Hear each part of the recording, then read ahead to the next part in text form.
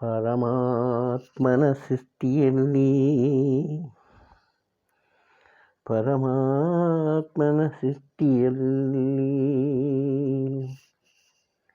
ಹೆಣ್ಣು ಗಂಡು ಎಂದು ಸೃಷ್ಟಿ ಮಾಡಿರುವ ದೇವರು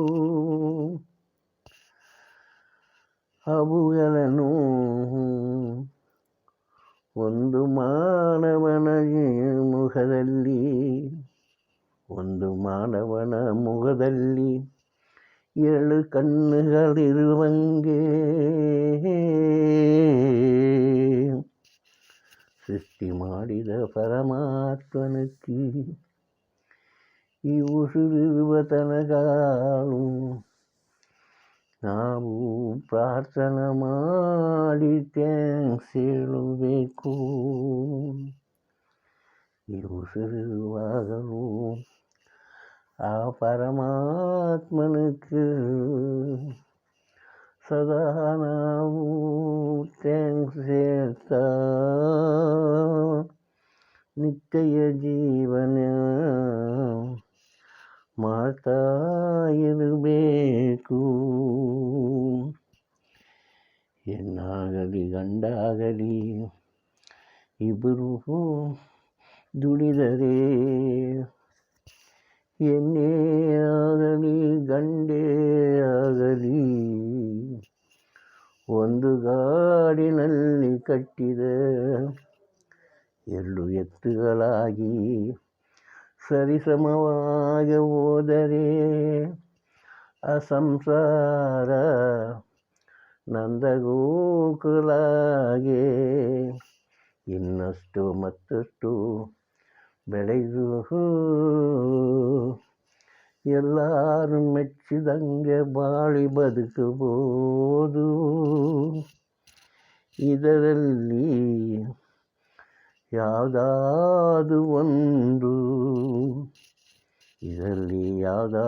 ಒಂದು ಏರುಪೇರಾಗಿ ನಡೆದರೆ ಆ ಸಂಸಾರ ಏನಾಗುವುದು ಎಂದು ನೀವೇ ಚಿಂತನೆ ಮಾಡಿ ತಿಳಿಯಿರಿ.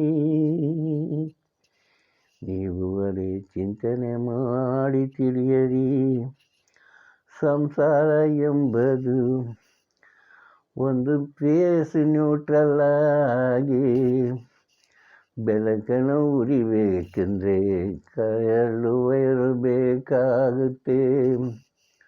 ಸಂಸಾರ ಎಂಬುದು ಒಂದು ನ್ಯೂಟ್ರಲ್ ಫೇಸ್ ಆಗಿ ಎಳ್ಳು ಇದ್ದರೇನೆ ಬೆಳಕನ್ನು ಉರಿಯಕ್ಕೆ ಸಾಧ್ಯ ಉಂಟು.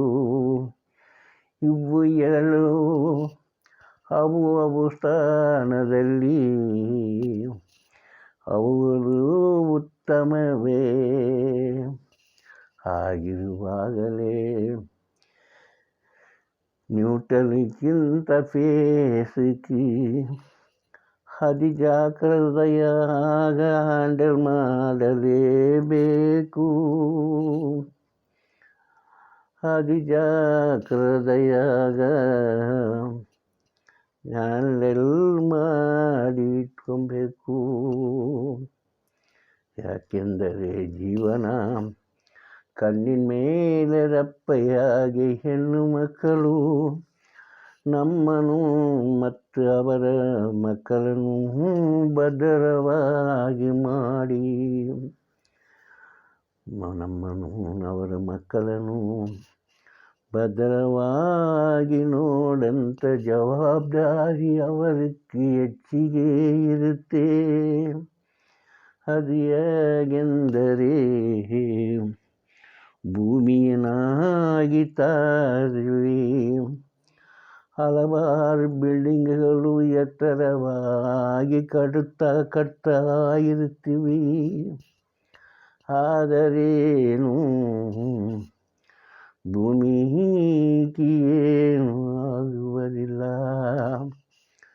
ಬೆಟ್ಟವನ್ನು ಹೊಡಿತಾ ಇದ್ದೀವಿ, ಹೊಡೆದು ಕಲ್ಲು ತೆಗಿತಾ ಇದ್ದರೇನು ಬೆಟ್ಟಕ್ಕೆ ಏನು ತೊಂದರೆ ಆಗದಿಲ್ಲ.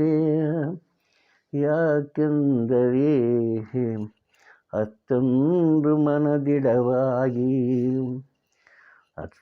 ಮನದಿಡವಾಗಿ ಸಂಸಾರ ನಡೆಯುವ ಹೆಣ್ಣು ಮಕ್ಕಳು. ಅಷ್ಟೊಂದು ಮನದಿಡವಾಗಿ ಸಂಸಾರ ನಡೆಸುವ ಹೆಣ್ಣು ಮಕ್ಕಳು. ಗಂಡನಿಗೆ ಅನುಸಾರ ಮಾತಾಡಿ ಜಗಳ ಮಾಡುವುದನ್ನು ಬಿಟ್ಟು ಸಂತೋಷವಾಗಿ ಮಗುವಂಗೆ ಅವನು ನೋಡಿಕೊಂಡ್ರೆ ಆ ಸಂಸಾರ ಒಂದು ನಂದವನ ಹೂತೋಟವಾಗಿ ಎಲ್ಲರೂ ಕಣ್ಣುಗೂ ಒಂದು ಸುಂದರವನು ಕಾಣಬಹುದು. ಒಂದು ಸುಂದರವಾದವನವಾಗಿ ಕಾಣಬಹುದು. ನಿಮ್ಮ ಇಬ್ಬರಲ್ಲಿ ಯಾರಾದರೂ ಒಬ್ಬರ ಅರ್ಥ ಮಾಡಿ ಜಗಳ ಮಾಡಿದೆ ಆ ಮನೆಯೇನಾಗುವುದು ಎಂದು ನೀವೇ ತಿಳಿಯರಿ. ಇಷ್ಟೊಂದು ಸಂಸಾರ ಒಂದು ಮಿಂಸಾರ ಹಾಗೆ, ಇಷ್ಟೊಂದು ಸಂಸಾರಗಳು ಒಂದು ಮಿಂಸಾರ ಕಂಬಿಗಳಾಗಿ ಬಾಳಿ ಬದುಕಿದರೆ ಪ್ರಪಂಚವೇ ಶ್ರೇಷ್ಠವಾಗಿ ಜಗಳವಿಲ್ಲದೆ ಸಂತೋಷವಾಗಿ ಬಾಳಿ ಬದುಕಬಹುದು. ಈ ಪ್ರಪಂಚವೇ ಸಂತೋಷವಾಗಿ ಬಾಳಿ ಬದುಕಬಹುದು. ಇಷ್ಟೊಂದು ಮಾತಾಡಕ್ಕೆ ಅವಕಾಶ ಕೊಟ್ಟ ತಮ್ಮ ಎಲ್ಲರಿಗೂ ನಮಸ್ಕಾರ.